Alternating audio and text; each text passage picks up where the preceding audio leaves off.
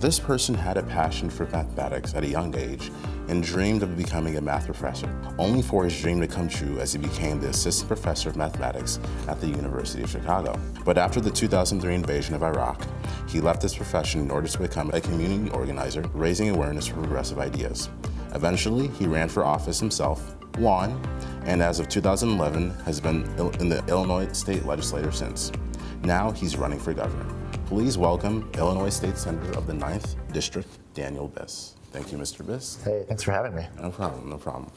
So previously you were at a town hall, and I just wanted to ask, how was that town hall? How was it being around those people? It was a great visit. We're on a statewide college tour now, trying to engage students in a movement to transform the state of Illinois. And here at the University of Chicago, we had a great visit, a packed room, a lot of great guest speakers, students who are organizing for our campaign and who brought a lot of people in who just want to see a state of Illinois that works for ordinary people, that stops empowering only the wealthy and gives the rest of us a fair shot. Okay, so just gonna jump right to it. The first basic question, why do you want to be governor of Illinois?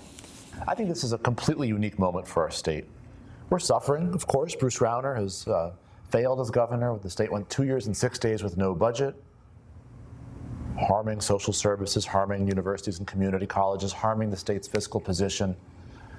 But the truth is, we've had problems in the state for decades before that, an unfair, regressive tax system, a school funding system that did not work. And what I believe is that this is a unique moment to build a new kind of politics to transform our state. There has been way too much concentration of wealth at the top. There have been a few people who have far too much power, and I think this is a time that because people are so hungry, we can build a different kind of movement and take power back and create a state that actually works for ordinary families. So let's talk about student loan debt. I'm a senior in high school, so is my partner, and we're going to college. So according to the Chicago Tribune, nationally, the United States has over $1.3 trillion. Quote, Illinois students are among the largest borrowers in the nation, ranking 16th among states in terms of debt burdens. Why is the price of college leaving students with almost $30,000 worth of debt? It's unconscionable. It's that way because we've allowed it to be that way. I support tuition-free Illinois. I support getting rid of tuition at public universities and community colleges for all Illinois residents. That's the right way forward, but the state has to make needed investments for that to be possible, and the state has stepped back instead of leaning in. And as governor, what initiative or plan would you propose to help students combat these financial issues? Well, part of it is getting rid of tuition, but part of it on the way is dealing with the loans. I actually passed a law.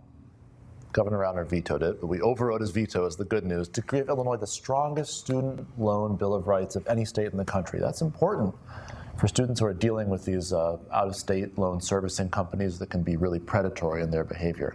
I think we need to explore what we can do to use the financial power of the state to help people who are currently burdened by unreasonably large student loan debts. There are ideas that might work there, but ultimately we've got to do away with tuition if we want to solve this problem. So let's discuss the budget crisis. So last year, the Democratic legislators and Governor Bruce Rauner, of course, had not, and you're in the Senate, had not approved a long-term spending bill in 2 years. That's how long Illinois was without a full budget.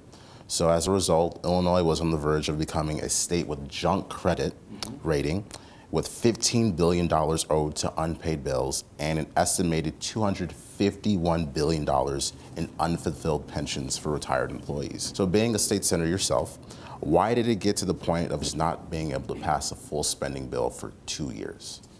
It was a fight in Springfield. It was Bruce Rauner fighting with the Democrats in the legislature. Rauner wanted to advance a really ugly anti-worker agenda and wouldn't agree to a budget until we did that, and of course Democrats didn't want to do that, and everything got stuck. And as things got stuck, people got hurt. It's unconscionable. And so I was proud to vote for the budget that we eventually passed, even though it's not the budget the state needs. It's not nearly as good as what we should have, but at least to put an end to the suffering and stop the bleeding. But we have to do much better with a budget that actually asks the wealthy to pay their share and funds services properly.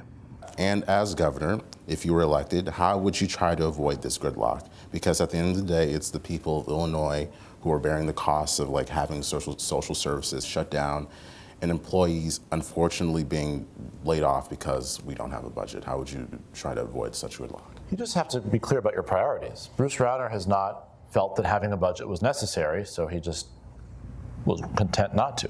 I know that we have to have a budget. I know we have to have a budget because I know that we have to fund schools.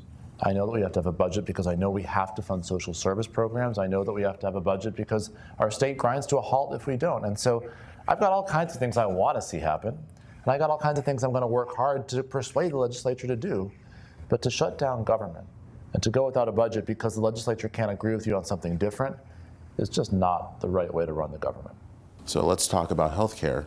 You are a strong supporter of single-payer healthcare and believe that Illinois should go in that direction, correct? That's right.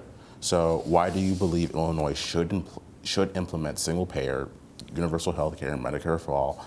And how is it different from an employer-based healthcare system or even the Affordable Care Act? I think healthcare is a right. I don't think healthcare should be an option like the other guys running for governor believe. I don't think healthcare is privilege. I think it's a right. And so we have to have universally available healthcare where everyone has the same access. And a single-payer system does that. A single-payer system also allows the government to bargain with pharmaceutical companies so we're not overpaying for prescription drugs compared to every single other country in the world. A single-payer system wrings the inefficiencies out of the private insurance system, which are incredibly, incredibly costly and drive up the price of healthcare without giving us anything meaningful in return. And so if you have a single-payer system, you actually are doing it in the most efficient way and the most universal way and respecting that core principle that healthcare is a right and not an option. Okay, so let's discuss, most importantly, in Chicago, criminal justice. In 2017, Chicago did see a 14% decrease, but tensions between police and many Chicagoans have not eroded. And there was a public outcry over the death of Laquan McDonald, who on record was shot 16 times. Just last year, the Justice Department released the results of a 13-month investigation into the Chicago Police Department, and revealing long actions of abuse, civil rights violations, and evidence of unwarranted killings. How do we bridge the division of Chicago when there's countless distrust and just discontent on behalf of the police when you hear these revelations about abuse? We just can't allow it. We can't allow it to continue. We need real police accountability. We need to recruit a different kind of police force, a more diverse police force, and that's with recruitment and training, changing the culture in the force. We need to do real community policing, but we also need real accountability with local communities having an actual say in the mechanism by which officers are held accountable.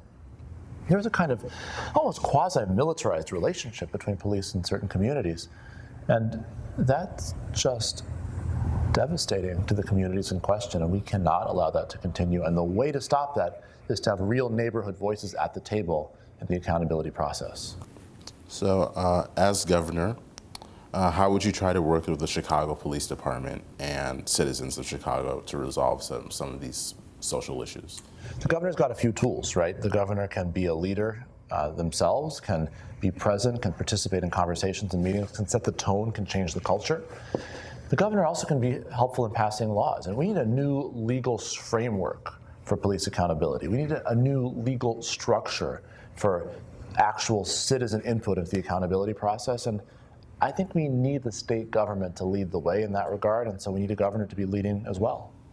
So now let's shift gears to recreational marijuana. So in the beginning of 2018, as you know, California passed legal marijuana. While medical marijuana is legal in Illinois, recreational is not. And according to the American Civil Liberties Union, marijuana arrests now account for over half of all drug arrests in the United States.